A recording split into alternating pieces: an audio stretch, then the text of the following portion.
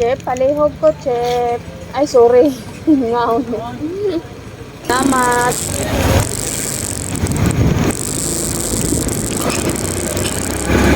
Hi, good afternoon. Kapirika ng araw. Tirik talaga ang araw. Tapos, pabiyahe ako pa uwi.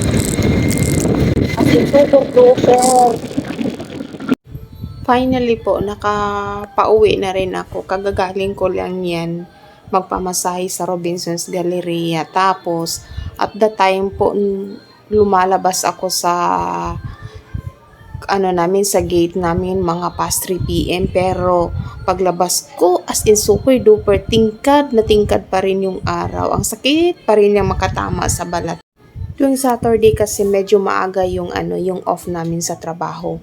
So after ko sa pag-out ng trabaho, dumiretso ako sa Robinson's Galleria para nga sadyain talaga yung pakay ko, which is yung pagmamasahe.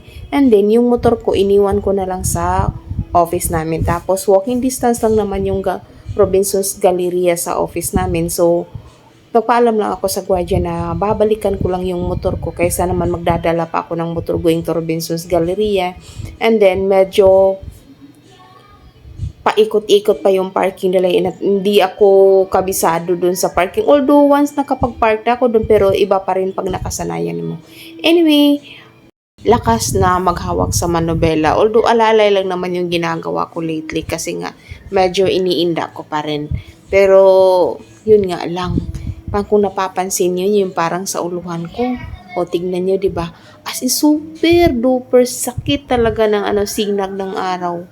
As in, iba talaga yung klima ngayon. Para bang nakakatakot lumabas ng ganito katingkad ang araw na para bang natatakot kang ma-heatstroke or whatever.